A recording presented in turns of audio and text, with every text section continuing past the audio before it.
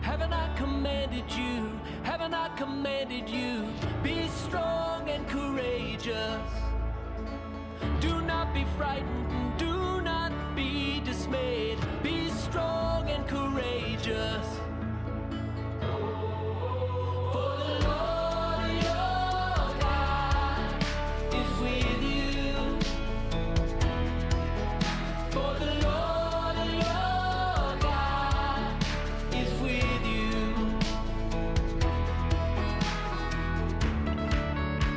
Wherever you go, wherever you go, wherever you go. March 11th. What day was it for you? What we're going to do in this next episode of Thankful for the Day. Like our background, have you noticed that it's changed? Some might actually say improved. We all would say improved. The first episode was it was great. We're thankful for our improvements. But in this episode, we're going to talk about in pretty good detail March 11th, which March 2nd was diagnosis, March 9th was meet with doc, March 11th was first day sitting my big bottom in a chemo chair. And so it's going to be a fun, emotional ride. And so we hope that you'll sit with us, stand with us, work out with us, Uber with us, whatever it is, work with us, whatever you're doing, we hope you do it with us. And just continue to enjoy the sharing of our story. So yeah, March 2nd diagnosis, we go through that. And I definitely think one of the things I passed on last time, but now seeing them in notes, is on March the 5th. So the 2nd happens on a Wednesday. By the 5th is a Saturday. And we get some people. I guess I could talk a little bit more about the 2nd, that night, very somber. I think the 3rd, which was Thursday, we start talking to very close friends and family. And I think it's probably the 5th, that Friday, is when I talked to a couple of my friends and peers. I don't remember exactly the order of how it all went, but essentially by that Friday the 4th, there were enough people in our close circle that knew, essentially parents, and then I would say, brothers and sisters, so family. And so somehow it's organized on March 5th, that Saturday. We're going to kind of do a prayer vigil, if you will, and it is going to be led by Kent Grimes, who's Abby's dad, and Abby Grimes is a sister. So she's not officially a sister, but she's officially a sister. So I'll refer to people a lot through this process as brothers and sisters. And it's truly because I feel like I've been blessed and graced with an insane amount of people that I think of in that regard. So her dad is a pastor and has been for years, and so he reaches out to her, to us. I'm not exactly sure how it all went down, but says I want to come down.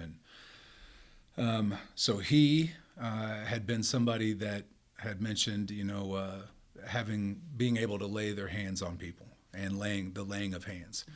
And so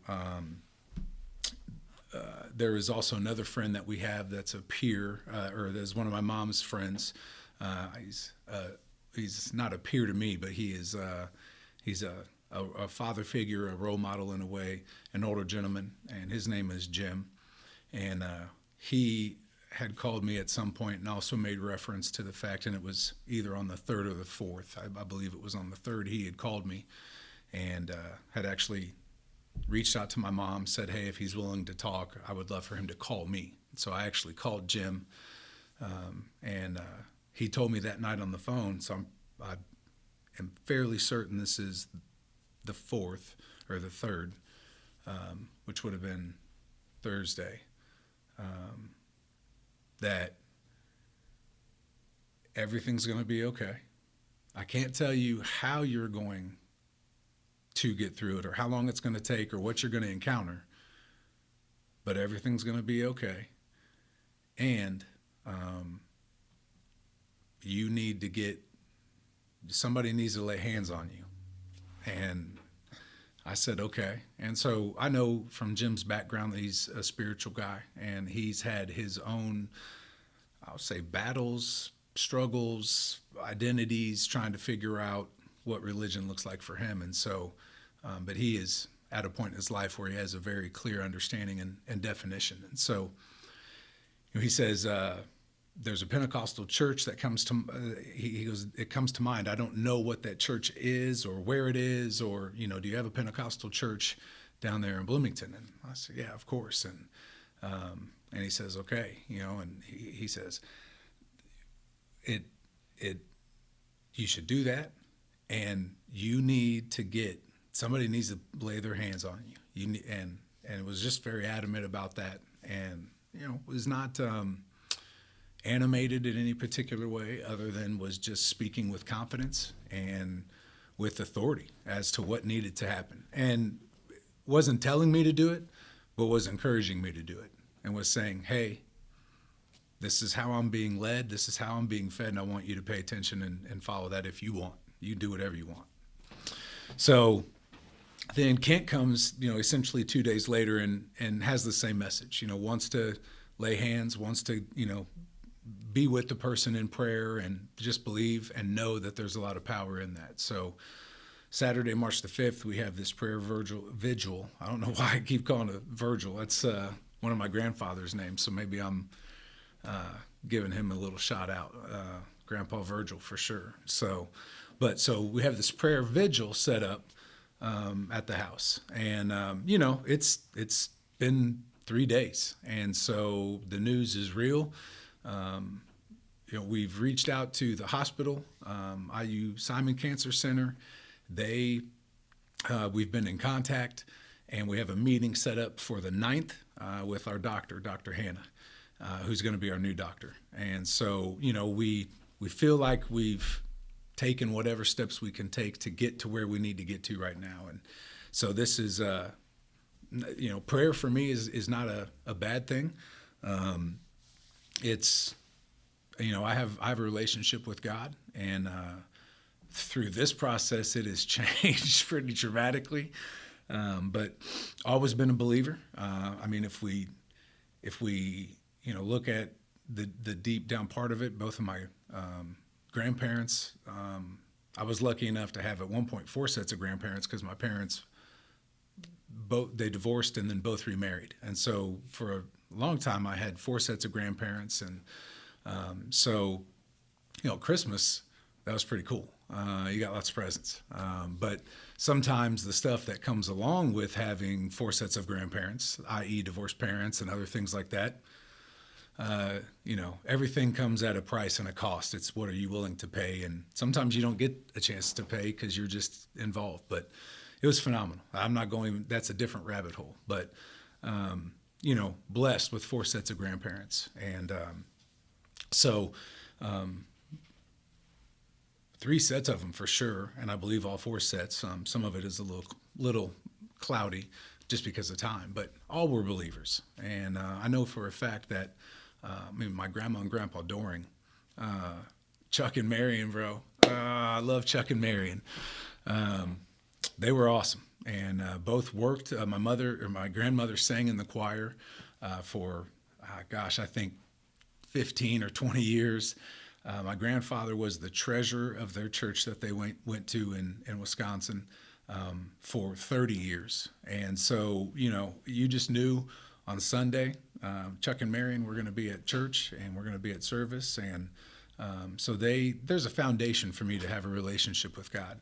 Ed and Lillian were not, they didn't work sometimes they worked at the church, but didn't have the same role, but were still believers. And so a good foundation. And Grandma and Grandpa Lee Brent also helped lay that foundation. So good all the way around. And So I have a relationship, have an understanding, have my own set of beliefs. They're not like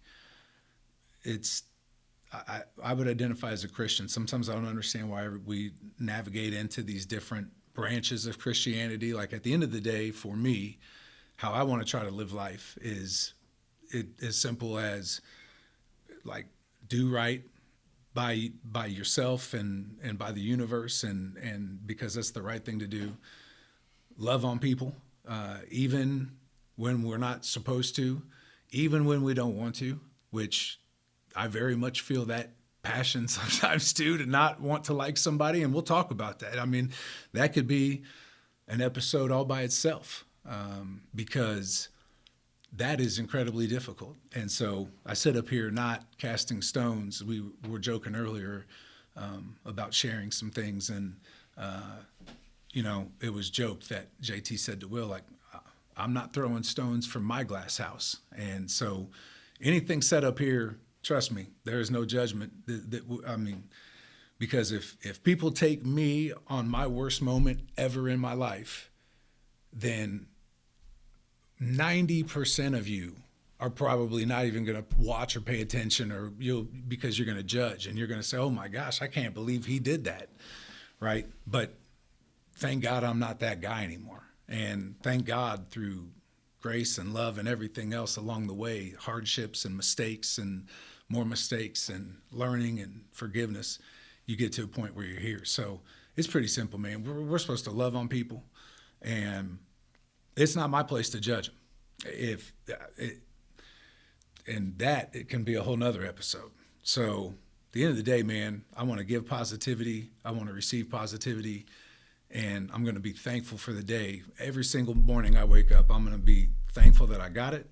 And if I messed up the day before, I'm going to pray and try to do better and work at being better and be thankful that I've got the opportunity. And we were also talking about Damar Hamlin and the situation with him and how quickly and instantaneously your entire life, not just one minute aspect of it, but your entire life can flip 180 degrees or 270 or 163.9 and completely just mind boggle everything that you thought.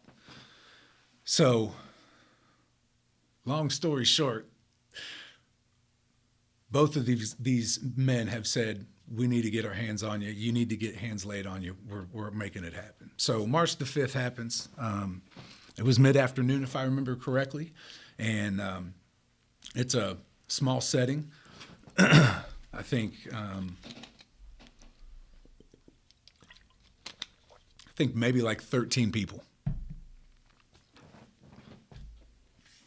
Also enjoy Alkaline Plus. Great water. Found at many retail locations, but for us, found at Sam's Club.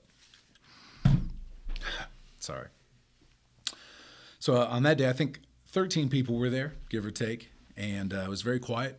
Very, obviously the mood starts off. People are showing up, and they know the reason that they're showing up, and they just have a somberness to them. And as people get comfortable, they open up and people are talking and sharing. And so, we get basically kind of right into it after a few minutes. And, Pastor Kent has some words and praise. And it was a very powerful moment for me, man. Everybody just came and laid hands. And so, we've got these people that are there and are, surrounding me as I sit in a chair and anoint me with some oil. And,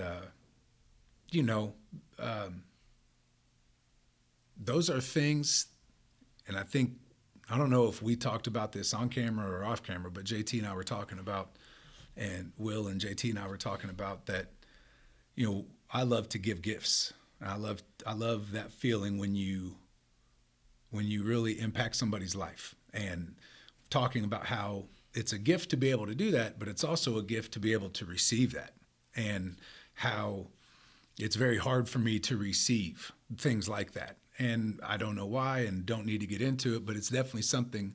And this is when it clicked for me, when my wife said, the joy that you get, you're robbing from other people. And it really sinked in. And so I don't even know where I was going with that, but having all those people there and just having that moment where everybody laid hands and stopped, and it was powerful. It was, like I said, a moment where you're just a few days in, and I mean, you basically have been told you're going to die in September, maybe October. And you're like, what are we doing? Like, but it was never a question. Like, it was what I was going to do.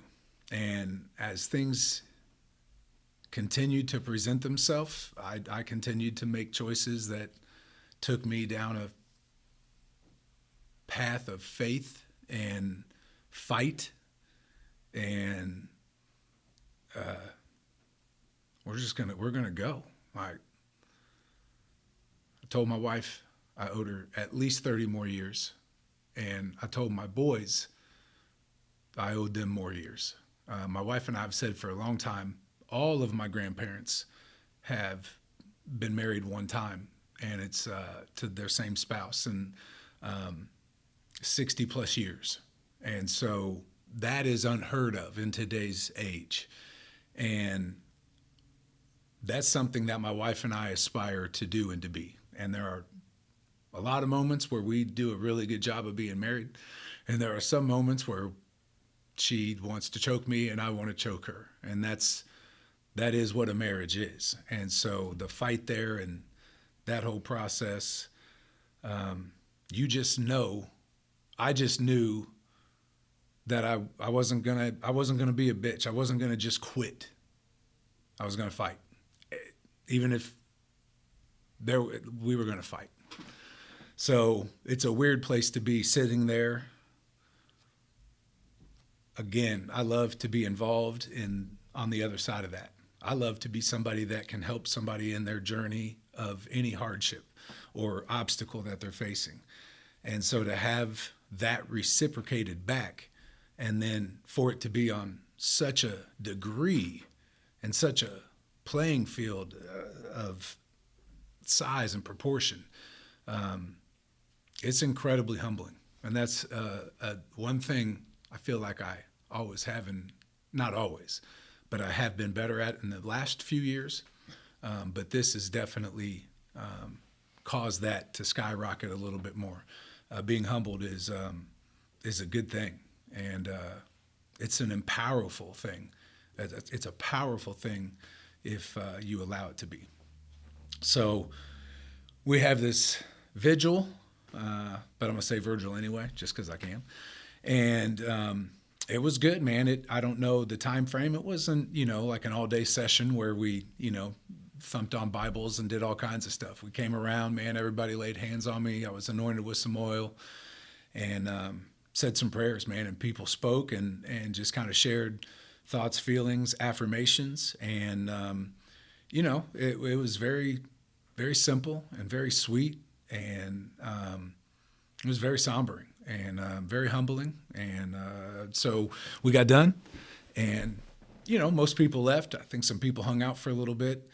And, we just kind of processed our day, the rest of the day. We're still just in day 3 of this diagnosis. So, but you feel good. You feel a little bit lighter, and you feel like, okay, we're going to do this.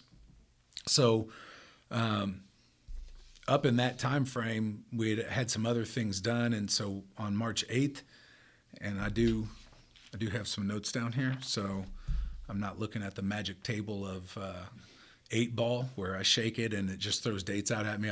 I'm trying to be a better podcaster here. So, but on March 8th, we get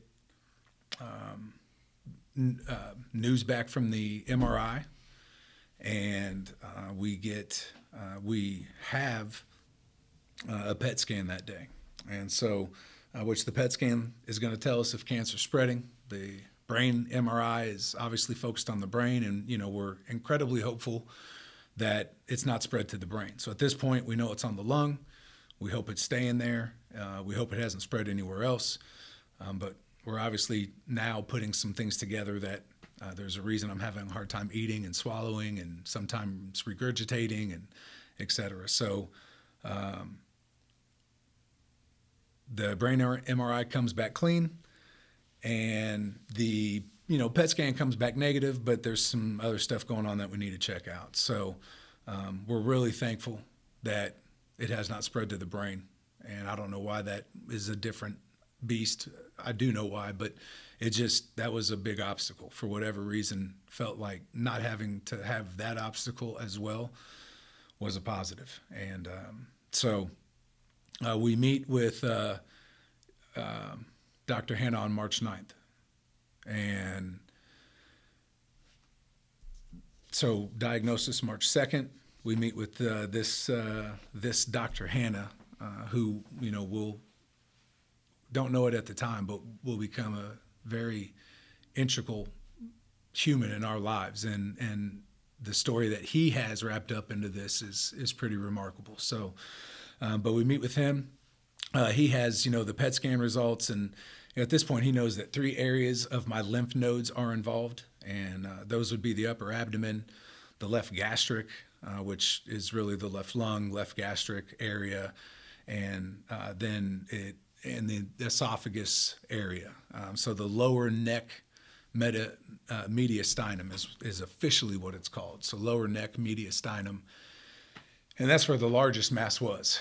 And so if you take your average lymph node, which we all have hundreds, maybe not hundreds of, I don't want to misspeak, but I think we've got hundreds of lymph nodes throughout our entire body, if not thousands or more. But they average in size about 0.5 centimeter by 0.5 centimeter. Okay, so I don't even know what that is. And we'll put a little pop-up bubble that'll have like an update to our podcast, or somebody can chime in on the comments, but maybe a pinhead, I don't know. But pretty small, probably bigger than a pinhead. And the largest one that I had was in this area, and it was approximately 7 centimeters by 10 centimeters large. And so imagine finding out this news, I wonder why I'm having such a hard time swallowing. I wonder why sometimes I regurgitate and I, have issues. Like, it's not a baseball, but it's a baseball inside your throat, bro. And so it's even funny to laugh about now, but I mean, we have joked and laughed and had those moments in the past where we're like, yeah, I wonder if that's why it was, such a struggle. And if maybe we had done something on our end. I'm not blaming anybody. If we had done something more on our end in January, but again, it's not my timing. I don't get to control any of it. So you can either get hung up on that little pebble of obstacle of knowledge, and you can say, oh, well, if I would have done this, and I can beat myself up over it, and I can really just sit here but for what? Why? Doesn't matter. Here's where we're at now. Are you going to complain and cry baby, or are you going to fight? We're going to fight. So,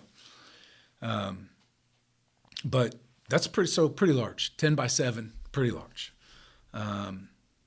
So he tells us on March 9th, hey man, you're going to find a chemo chair in 2 days on March the 11th, and you're going to take chemo. And what do you say in that moment? Like, here's what you have stage 4 lung cancer. You have a rare genetic misfire that has taken what is already not a good thing, stage 4 lung cancer, and made it now an even more crazy, toxic, next level thing. And so what am I going to say? Nah, I'm not going to do that. Nah, I'm good. I'll pass. No, you say, okay. And obviously there's a real sense of how serious this is when you're meeting with him for the first time on March 9th, and he's telling you that in less than 48 hours, your ass is going to be back here in a chair taking chemo.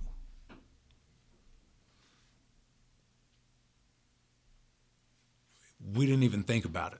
I've pondered it way more in the last few months than I ever did that day. We just said, okay. And Dr. Hanna, man, he's a character now. First day we met him, he was incredibly somber. And again, I'm going to share some things about him that we've already shared with him. I've already told him all this. That's just the relationship we have. He was very somber. And I imagine, as most doctors, especially oncologists, would be, I can't imagine that there's a whole bunch of times that they get to see and share and celebrate with somebody. And I do think that number is increasing and improving, and we need to make it more. And that's part of the reason why I feel like I'm being led to do this podcast, is because there are other ways other than just sitting in a chemo chair. And for me, chemo was a part of the answer and has been a part of the answer. So I'm not going to sit here and completely bash it, because I do think it played a role in my healing and my treatment process. But I also know that chemo is not the answer. Chemo is not going to fix and or cure the cancer that I have. And so weeks later, that's a question I ask my doctor. And that can be a whole nother podcast too. But in that moment, we say, we're taking chemo. Okay. So we go home and we basically take the next 2 days and get ready for our first chemo treatment, which is on March 11th. And, at that point, when we met with him on the 9th, he was hopeful that we would go through 4 to 6 treatments. Carbotaxol is the main chemotherapy that I was supposed to be taking. And so, of course, they give us all the documentation on these different chemo drugs, and here's what we're going to be doing, and here's how much you're going to get, and here's how long it's going to take to infuse it, and everything else. So, we have material that we can go home and study, and, but at the end of the day, man, you're 7 days in to a doctor calling you and telling you that you're going to die in 10 months. And life is not even real. Like, life is not real. And so I've seen, unfortunately, and we all can probably say this, we've known more than our fair share of people that have had a cancer fight or battle. I know that's very true for me. And so, especially going through it personally with family. I mean, several of my grandparents have had cancer, multiple friends. My brother was a cancer fighter, and he's no longer with us. And so seeing his battle and his fight, and seeing the highs and the lows and the ups and the downs and the duration of it, I have my own opinion about cancer and my own opinion about chemotherapy. And so, but again, what else was I going to do at that point that I thought was going to have as an immediate impact? Well, I think the one thing I thought I could do was probably have a bunch of people lay their hands on me and pray, which we had already done. And then so the next best thing I can do is attack it with this mustard gas called chemo. And so that's what we set out to do. So the way that it was originally set up was we were going to take multiple infusions. One was going to be just normal saline. One was going to be a steroid. One was going to be an anti-nausea medicine. I was going to get one round of an immunotherapy called Keytruda, and then I was going to have 2 versions of chemotherapy. And we will put it up in an update bubble or a pop-up bubble or as an update later in whatever form that we're able to use.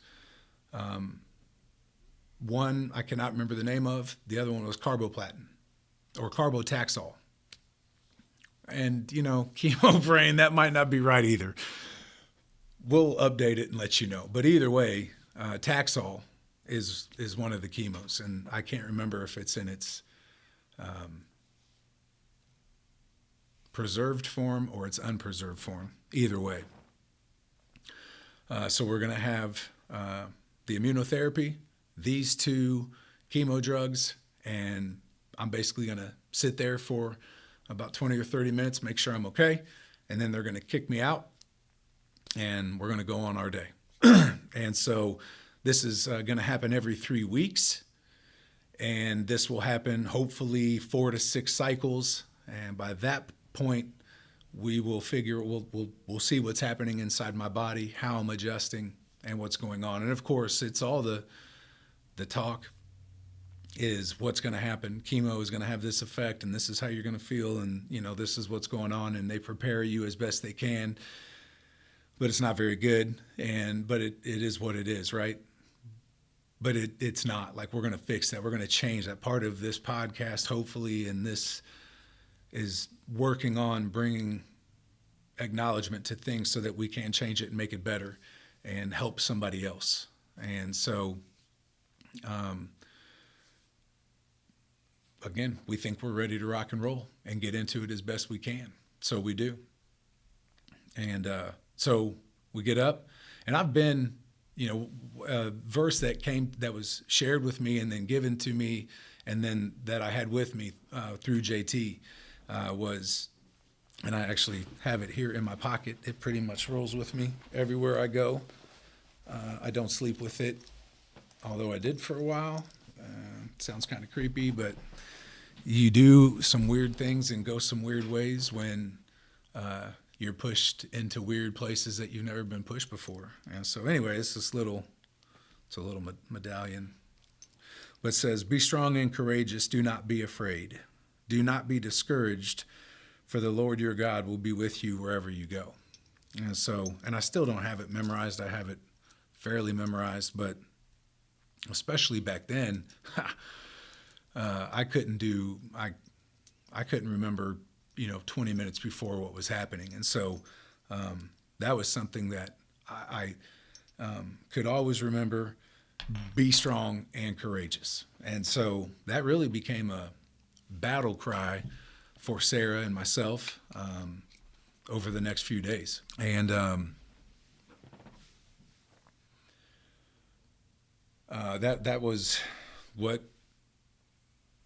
that's where I was at. And I don't know how many times during those days I said, be strong and courageous. Be strong and courageous. Do not fear. Be strong and courageous. Do not fear. And, so I would have those moments at home, and I would pull out that little charm, and I would just rub on it and just kind of repeat, say over to myself, like, be strong and courageous, brother, And so, yeah, it was, that was good. And that proved up being very valuable on the 11th. So we go up on March 11th and start first round of chemo. I think our treatment was at 8 o'clock, and going to start your day off. And so here you go, man. And in a weird, sick, twisted way, there's something exciting about this trip. And, we're now going back to the hospital. It's only going to be the second time we've been to this place. It's going to be the first time we've been to the IU Simon Cancer Center. And we, there is a weird part of you that's like, oh, it's a new adventure, and it's kind of weird to process. But I think the overall feeling, the underlying feeling was, I think, fear, probably. I don't want to say fear, because I didn't feel fearful. I I don't know. It's actually, now that I ponder it incredibly deeply, it definitely wasn't fear, but some anxiety for sure. And there's got to be some fear there. I'm not going to say I was fearless in that moment, but not a lot of fear, but anxiety and the unknown, right? What's going to happen? Like at the end of the day, they're going to shove needles into your body and they are going to infuse you with chemicals that may or may not lead to a desired outcome. You don't even know if it's gonna help.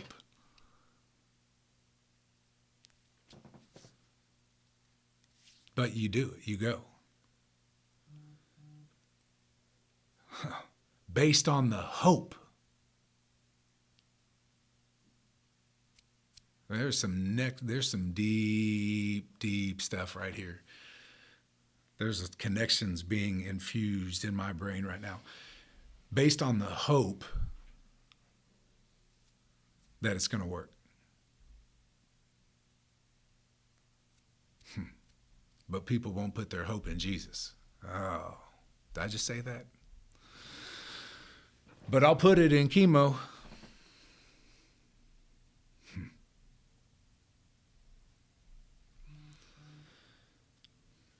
Anyway, so we get up there, and we left the house, man, at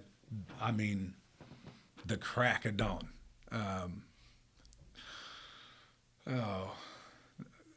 Early.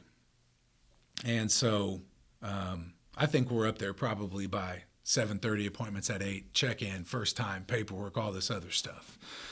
So we roll. We get started, okay, check in, and now things are starting to become customary when you go to the doctor. You have to get weighed, you have to have your fever taken, you have to get your blood pressure taken, they have to pull blood, you have to get your weight taken. And so all of the customary things happen, and we are told, and he told us at the very beginning, which is something we've later talked about, which could be another podcast episode, was it was never suggested to me that I get a port. And that is one of those things that is a big topic of conversation in the cancer community, especially like we knew we were going to be set up for multiple months and multiple infusions. And so anyway, it never came up. And so I think somebody had asked us about that. Do you have a port? Are you getting a port? And I'm like, no, he never said anything. We're just rocking and rolling. So we just rocked and rolled. And so we do all the normal stuff, and blood work and, weight and all that stuff. And okay, hey, ready to rock and roll. So, one of the things that really bothers me about this process from what we have learned and encountered on our own is, you walk in and listen, IU Simon Cancer Center is amazing. And the nurses and the staff that we have had through the process, boy, are top notch. I mean, we have been blessed with amazing people at that hospital. But there's a part of it that is industrialized and is capitalized. And I've never been back into an infusion center. So my expectations are what little I have based off of a movie or some preconceived notion that's been thrust into my brain. And so as we walk through the doors, of course, the nurse is incredibly cordial. Hey, how are you? You always have to verify your name and your birthday, man. Like you just repeat that stuff so many times.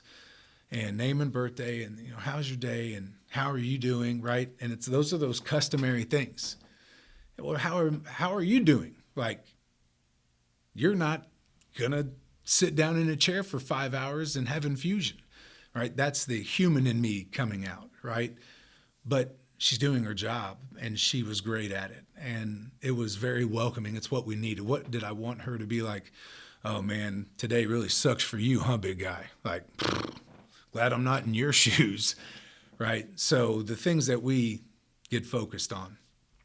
But so we go back, and as we're walking back, there's a little station at the front.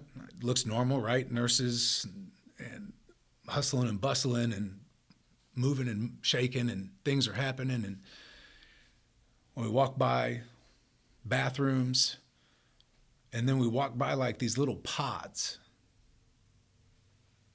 And I'm like, and there's people like myself sitting in chairs. Some of them have a significant other, a person of importance next to them. Some of them don't. And man, these pods are only about 4 or 5 feet big, long. I guess maybe more than that, maybe 6 or 7 feet long. But it's a cubicle. And I'll keep walking, and there's another one. And I'm like, man, what?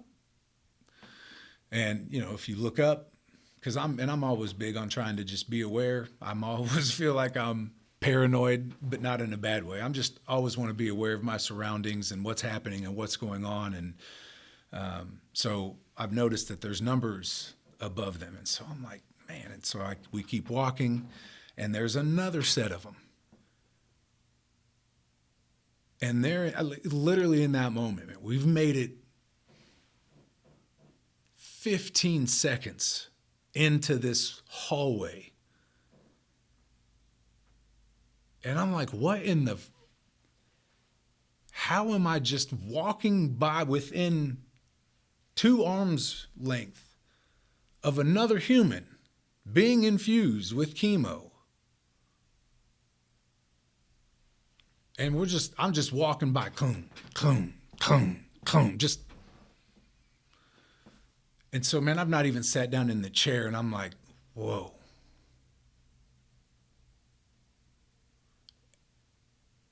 There are 6, so there's 8 pods total, 4 on each side. And in that moment, I think one of the chairs was open. There are 6 other people doing the exact same thing I'm doing right now. And when the 7 of us get up and leave, there will be 7 more that immediately fill their spot. And so I'm already like mad and frustrated and sad.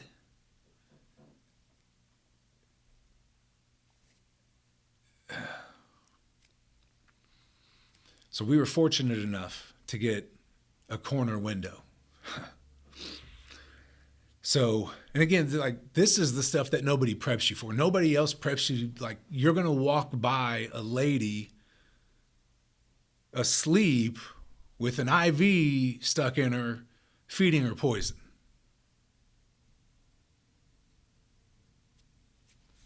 There's no pamphlet on that. And now everybody you're walking by is your mom or your brother or your sister or your aunt or your grandfather.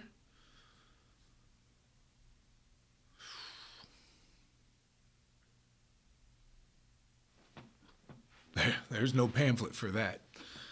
So, again, dummy, be strong and courageous. Do not fear. Okay. So, you get as comfortable as you can. They have a TV in there. We have a window. We can see outside. Of course, we're, on the 3rd level or 2nd level. So it's just rock landscape that they've got up there. And, again, like, one of the themes throughout this entire thing is how supported and loved we have been by so many people in our community. It is insane the love that people have shown for us. Insane. And at times, when I said humbled earlier, I'm not going to say that I'm not deserving or we're not deserving, because we are. But man, it really causes you to question whether you deserve that or not.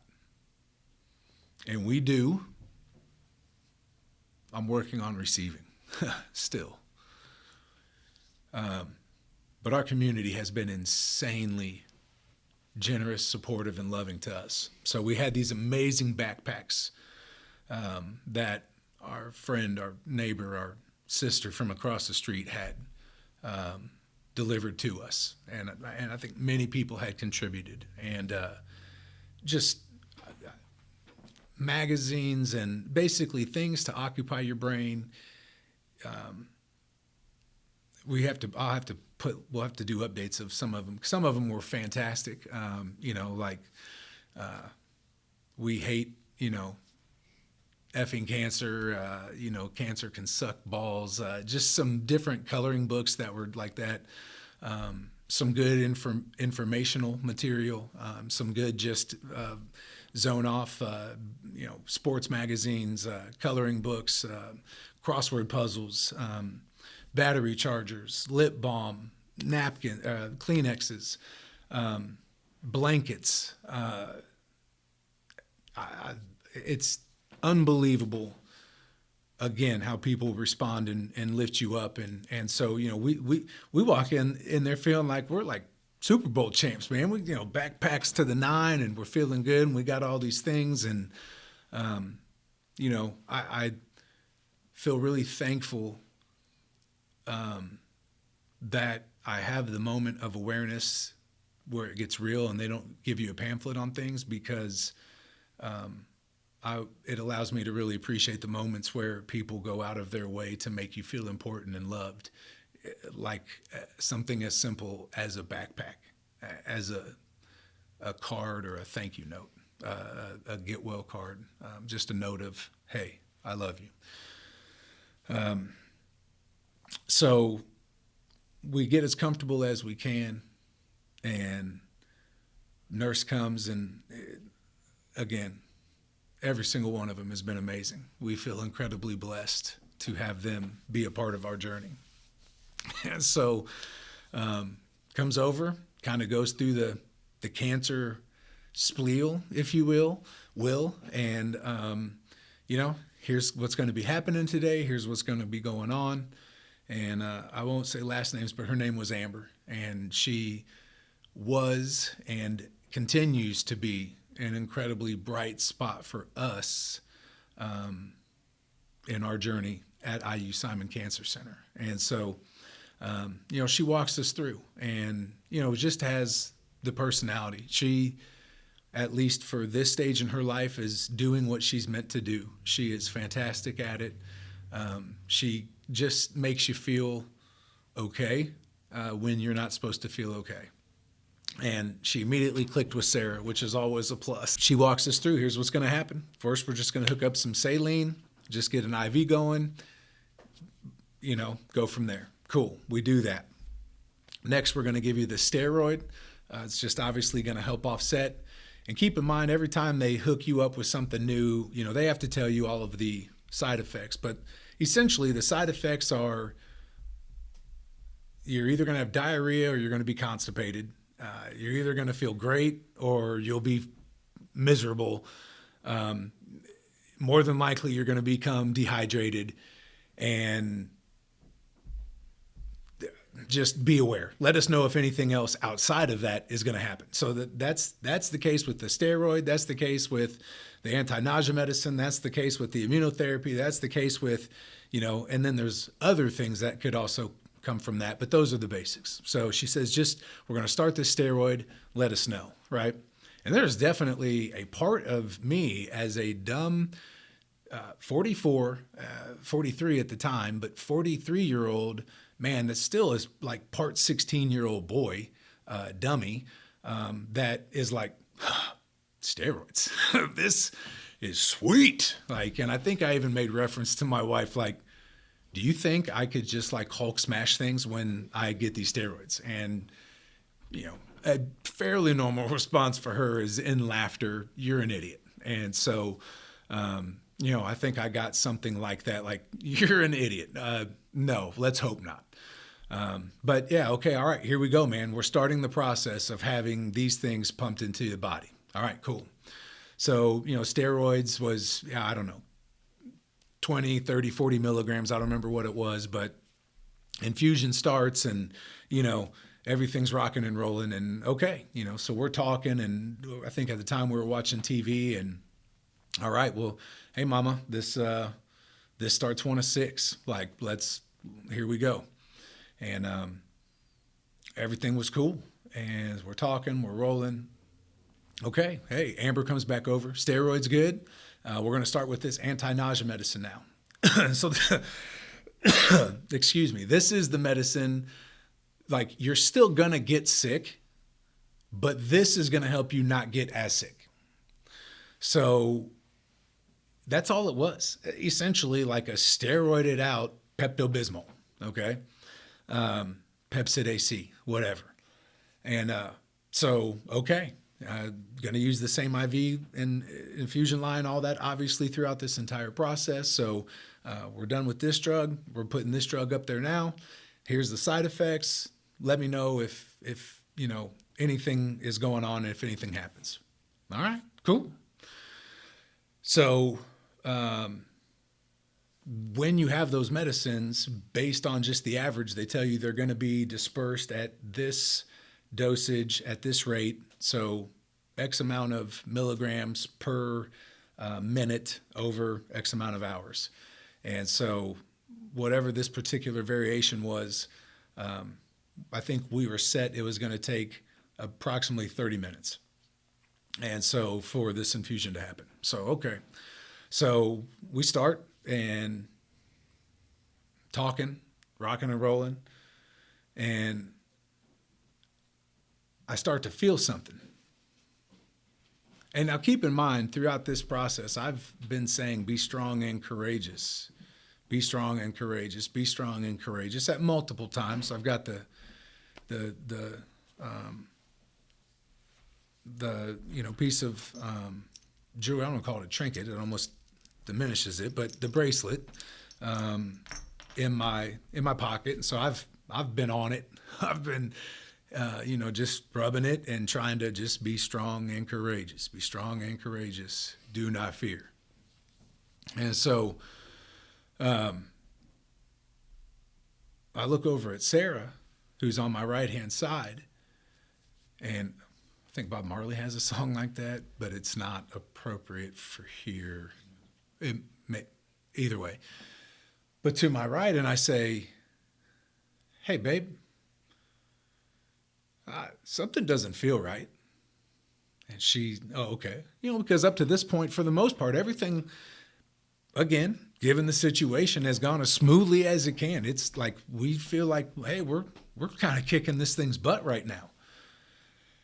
And I said, oh, no, that's not right. I don't feel good. That's not right. And so she starts to panic. She can tell that I'm worried. And I said, it's not okay. And, you know, there's this button that we have that, you know, Amber has given us that is up by my chest or my hands or something, and I can push it. But of course, Sarah just stands up and yells, Amber. And so I tripped. I'm going to call it tripped. I don't know what else I would call it. I don't have a lot of reference with tripping, so I'm just, the first time was this time, now, in this moment. I look at her and I say, it's not right. I said, it's hot. I don't feel good. Something's wrong. She screams and I'm out. I'm done. So I pass out. And I can't even begin to tell you what the time frame is. It feels like seconds, but also in eternity. Like, and that is a crazy oxymoron. I get it. But I am there, and I'm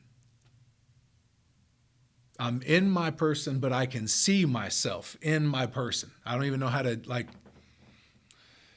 and there are tiny bolts. I mean, this is a great story if it's not a chemo drug. There are tiny bolts of, I'm going to say, energy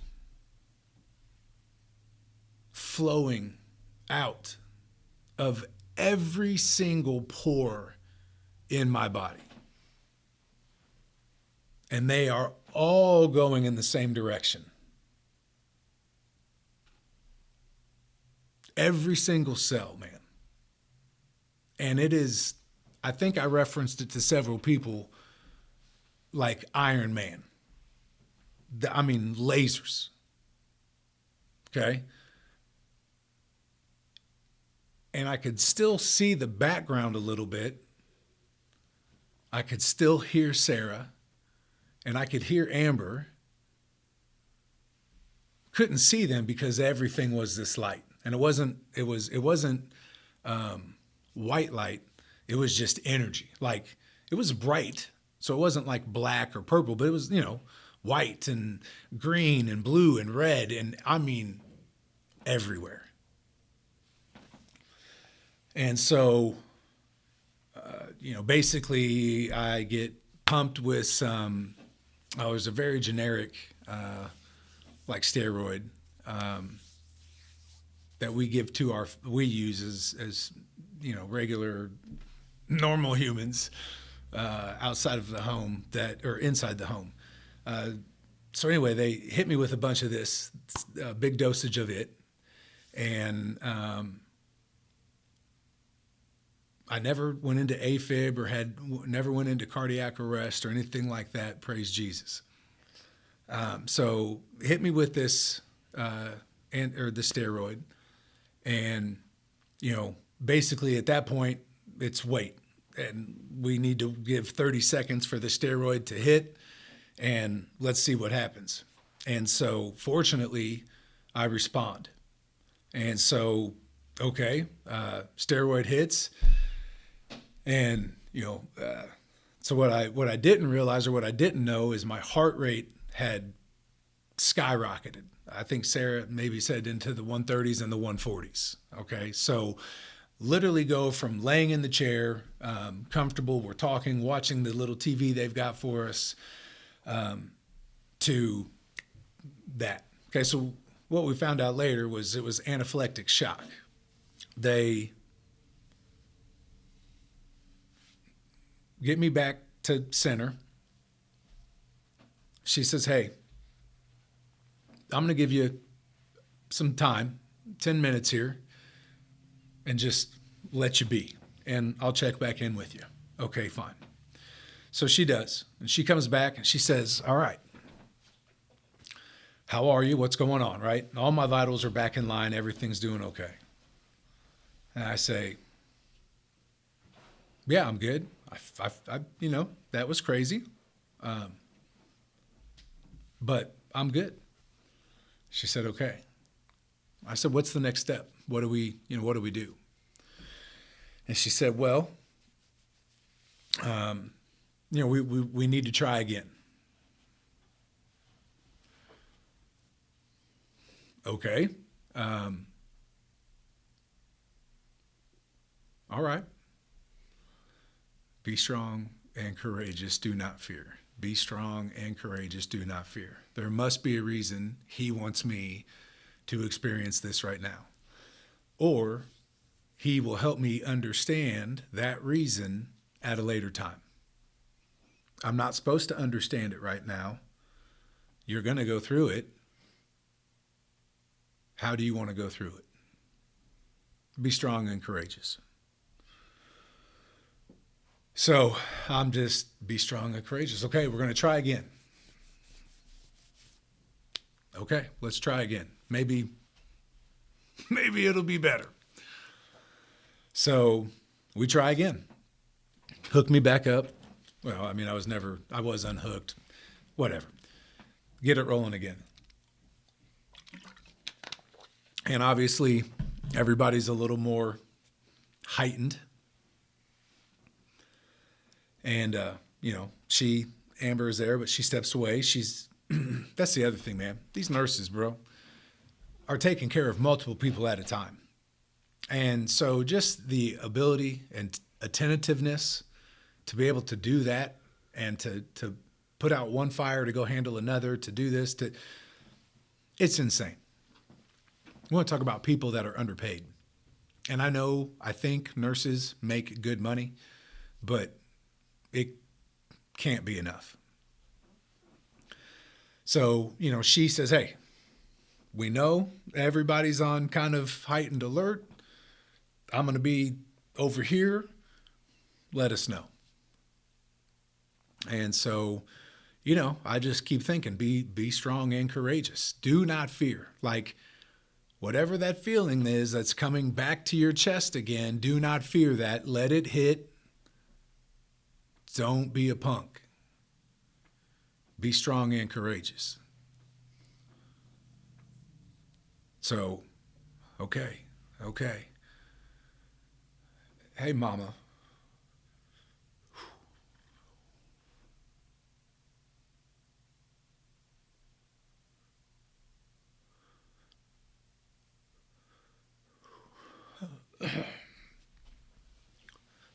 This doesn't feel good.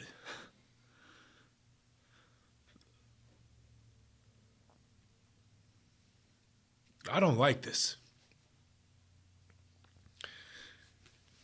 And so she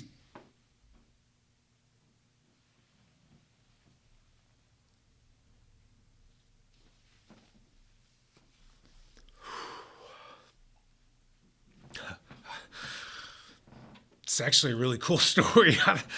I don't know why it's making me cry, but so she stands up, screams Amber, and Amber's 10 feet away, not even probably. And so shut everything down, pump me with another round of the steroid,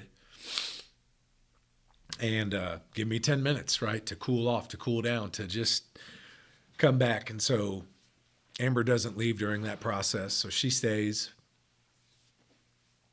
I get to a point where I'm level, and she says, okay, listen, I'm going to give you guys a few minutes, and I'll be back. And so as I'm telling Sarah, I don't feel good, something's wrong, I go into anaphylactic shock for a second time.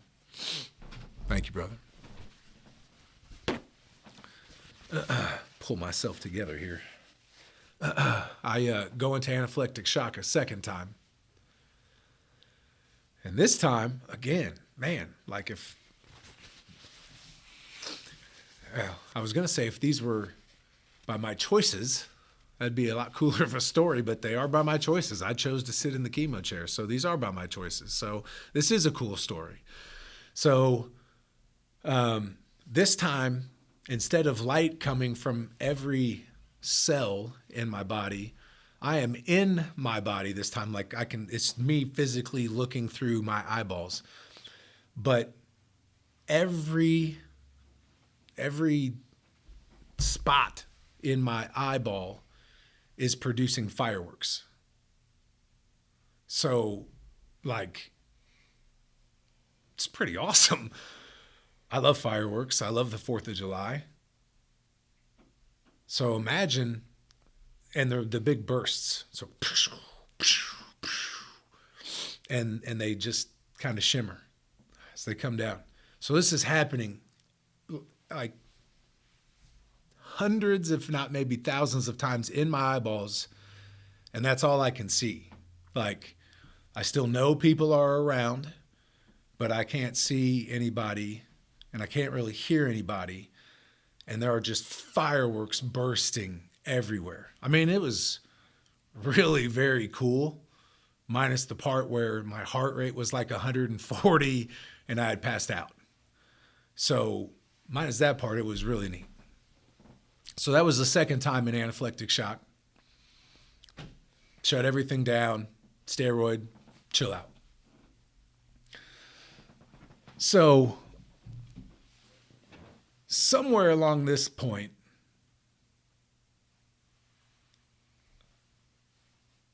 I look at Sarah and I say,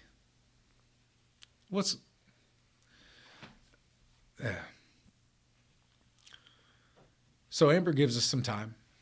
She comes back. She says, hey, I've been on the phone with Dr. Hannah. He knows what's going on. You've had a reaction. You've had an allergic reaction. And we're going to see how to proceed.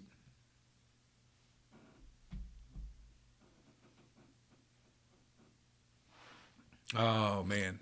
Okay. So the first time that it happens with the Iron Man lights, energy, it was with the anti-nausea medicine. So this is where I befuddled myself. So the anti-nausea medicine gets me my first anaphylactic shock reaction. Yay. They say, hey, it's anti-nausea medicine. We want you to have it, but you don't need it. There's a good possibility it's going to increase the reaction that your body has to the chemo, but it's not a necessity. Okay, cool. So that gets rid of the anti-nausea medicine. So then we go into the immunotherapy, which is the Keytruda, and I actually handled the Keytruda very well in comparison to the anti-nausea medicine. I mean, you're thinking it's anti-nausea medicine. Again, it's hyped up Pepto-Bismol. What? So we have some trepidation about the immunotherapy, but from what little we know of immunotherapy at this point in time, we know that immunotherapy is better for you, is a better option. Your body tolerates it better than it does chemo. So, we're already thinking, okay. So again, be strong and courageous. Be strong and courageous. Do not fear. Okay, so the Keytruda starts to roll. Man, everything is lovely. Okay. All right. Hey, we are going to be able to do this. How about that? Okay. So we get through the infusion of the Keytruda, which takes about 40 minutes. And they say, okay, now we're moving on to your chemo. All right, cool. Did you know that there's a chemo out there called the Little Red Devil? That's how they refer to the chemo. That is so wrong on so many levels. Why would we name something that? I know why we would name something that, so do you. How is that going to help anybody? That is a different episode as well. So chemo, I don't know why I just thought of that, but I did, and we're just going with the flow. And if it doesn't fit, Will can edit it. And that's why one of the reasons that we love Will. So okay, we're rolling with the chemo. Hey, man, we had this hiccup. We handled the immunotherapy pretty well, feeling pretty good. All right, let's do it. They run you through the same series, nausea, this, that, all that other stuff. Yes, we know. Okay, boom, you're good. I'm good. Here we go. Lock and load. Let's roll. So we roll. And that is what leads us to the second episode of the anaphylactic shock. And sitting there, again, getting the same feeling, having to look to my wife like that's never a way you want to look to your spouse. I'm sure there was, I hope not desperation on my face because I was trying to be really strong and courageous. But now a second time, and it's the exact same feeling where you feel like you're starting to catch fire from the inside and your heart rate is accelerating and now you don't see like, so that happens, the fireworks everywhere, really very cool fireworks. So come in, hit us with the steroids, and we level back out. So now, really we're two for four. We've handled the steroids okay, and we've handled the immunotherapy okay.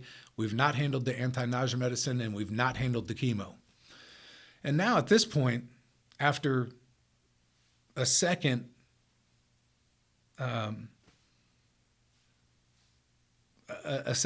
shock, a second anaphylactic shock, my confidence is taking a hit. So after however much time, Amber comes back over. And mind you, man, these things, like when my heart rate starts going and my blood pressure started like the machines are going crazy, okay? Now, fast forward a little bit here. My wife and I have been up there, I think now, close to 22 times for treatment. And in the 22 times that we've been in that building and in those chairs and in those pods, we have not seen one episode anything like this. Not one time. Okay? So, as traumatic as all of this was and is for us, for me, for Sarah, right? I'm very quick to empathize with my wife. And later on that night, I'm thinking, my wife had to, like, that was hard for me. Whoa, man, doesn't that suck? I should feel so sorry for myself. And then I was almost immediately reminded that, hey, dummy, your wife was right beside you. And she didn't experience it like you experienced it, but she absolutely experienced it.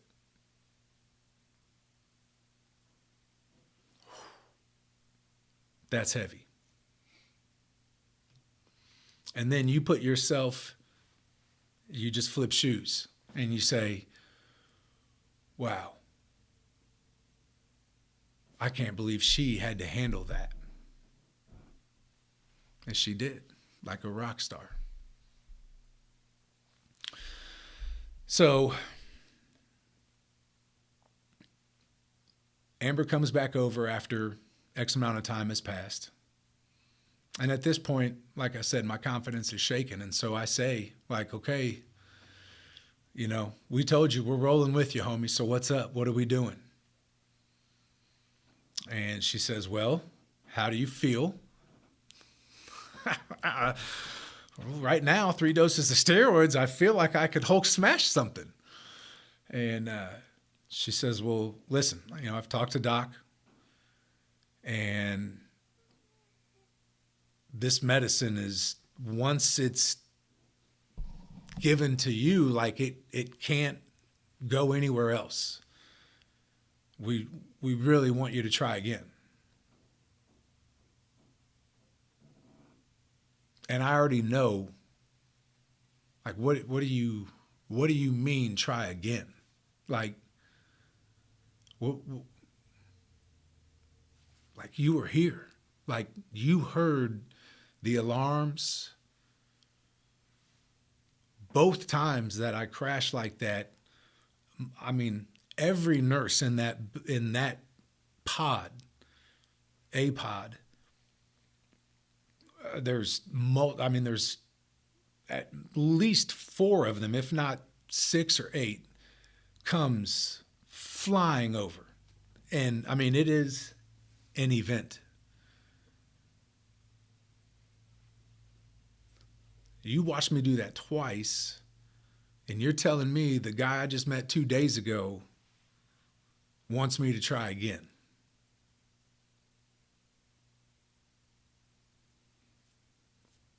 Okay. Be strong and courageous.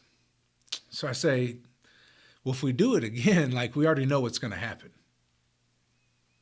She says, right, but you're supposed to get this dosage, and let's just use easy numbers, 10 milligrams over 1 hour.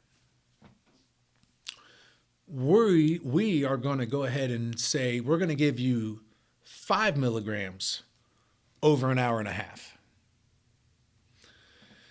So the dosage is going to be way less.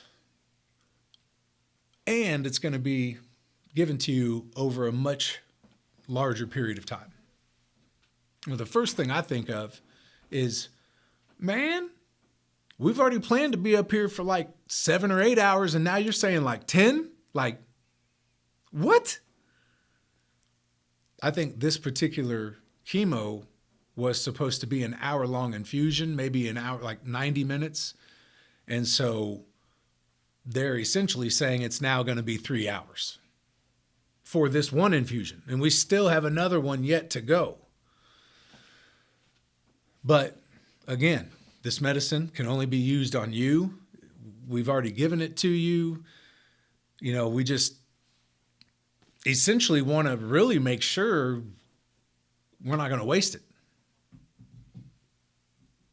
That's another episode, how expensive this stuff is. It's $32,000 every time we sit in a chemo chair. $32,000. To have, I want to say them because it's not to have them, American medicine, give you poison. That essentially hasn't changed since the 70s. $32,000 for real? So they don't want to waste it. And I understand. And I'm not mad at them. So, you know, it didn't take much convincing, but I'm looking at Sarah. I'm rubbing the heck out of my bracelet. And I told her, I said, Amber, I told my boys and my wife that I was going to fight. I told my buddies and my friends I'm going to fight. And if you're telling me that I have to try this a third time because that's what I need to do to take whatever next step we need to take, then okay. That's what we'll do. And boy, I'm rubbing that bracelet.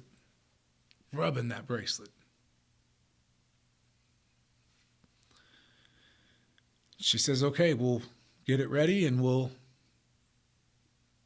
she walks out of the little pod and I look at Sarah and I said,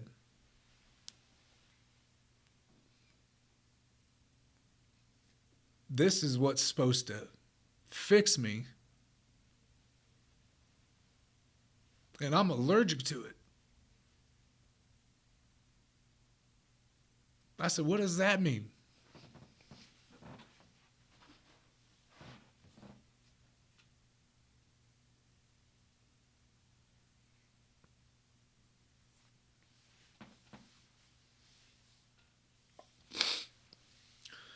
So on March 11th, this is the best answer we have. And I'm allergic to it. My body's rejecting it. All right.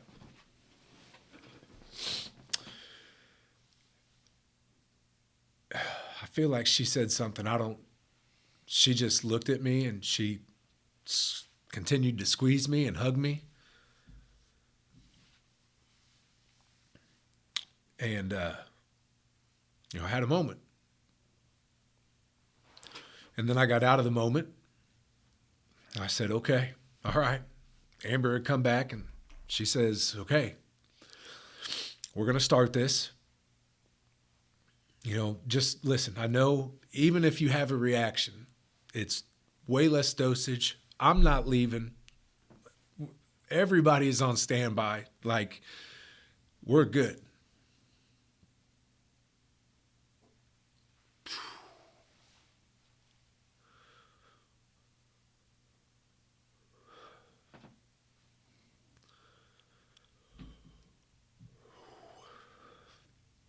That was some scary shit.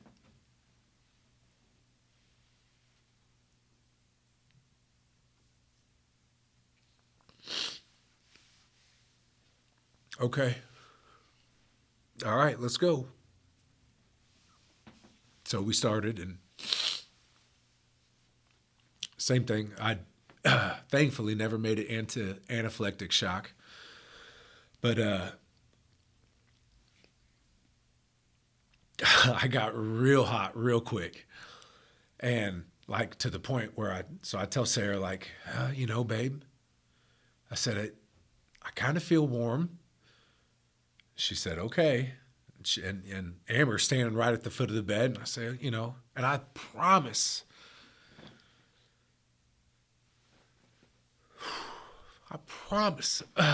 I'm thinking,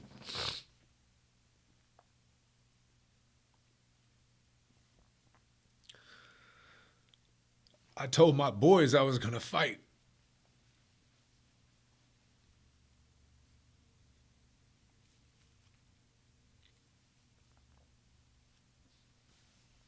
And so, okay,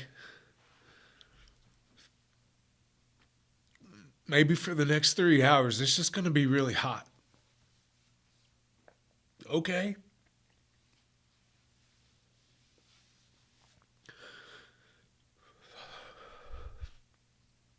I'm not going to be a punk.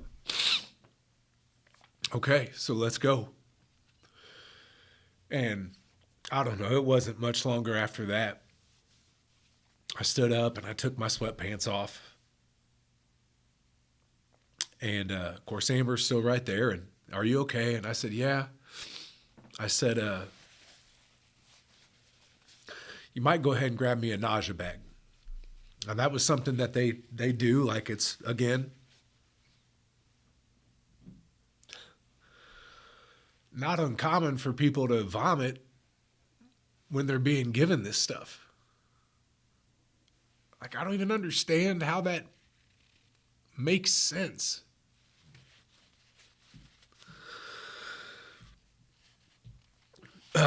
So I say, I think I might need to get one of those bags. I said, but I'm okay. Okay. So they hand me a bag, and I feel like I'm going to get nauseous.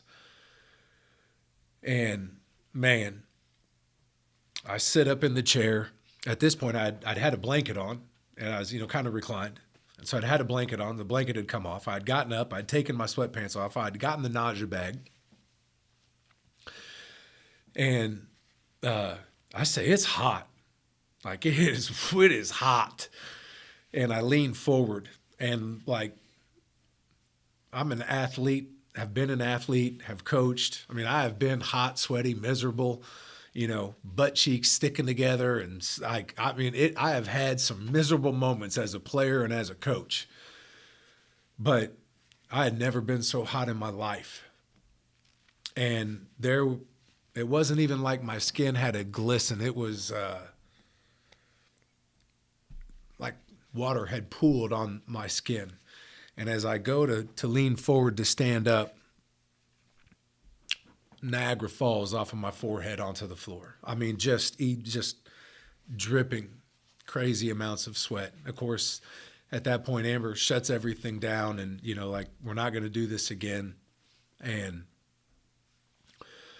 because it was a much lower dosage, and because we caught it sooner, and all of these other things, penicillin. That's the name of the steroid. I'm pretty sure that they kept pumping into me, penicillin. And so, they weren't able to give me any more penicillin at that point in time because they'd already maxed me out on the 2 previous reactions. And so, but because of the lower dosage and everything else, it didn't take me long at all. Once they stopped administering it and started pumping the saline in, it was a matter of minutes, maybe 2 or 3, and I everything was coming back down, and it was good, and that was that. So, to kind of recap that day, we go up, we bat 500, which means if I'm in Major League Baseball, I'm literally the all-time great. If we're comparing it to Steph Curry's three-point shooting, then I'm not very good. So depending on how you look at it, right? So, but we know that I can handle steroids really well. Awesome. And we know that the anti-nausea medicine and the chemo that I am supposed to have 6 times over the next 18 weeks is I have an allergic reaction to it. So we leave.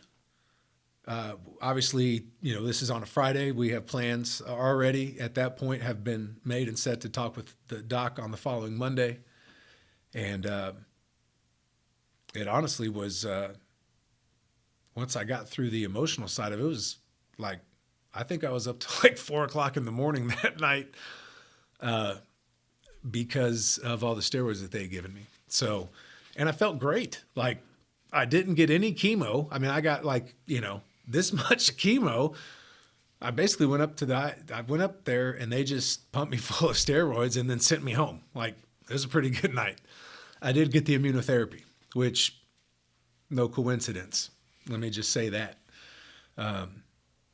So anyway, that was March 11th.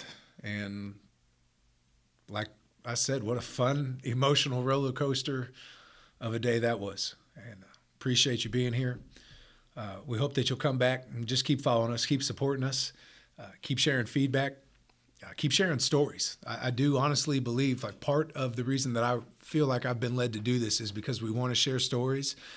And if my story can help one family, if that family can help one family, just navigate, advocate for yourself, understand the medical system a little better, ask questions about chemo, ask questions about insurance, ask questions about whatever is happening, then that episode has been worth it. And so just please keep sharing and ask questions. I'll be more than happy to answer questions. I'll be more than happy to help you or your family in any way that I can through my experiences. We're hopeful for maybe our first guest speaker next week. We'll see if that, I guess just guest, not guest speaker, but guest. That's an old JAG thing there. I just pulled out guest speaker. But our first guest next week, and we won't give any hints yet, but we just hope that you might join us as we take on our next episode. Thank you. And as always, be thankful for the day. Make something happen memorable today and be thankful that you got to be in it.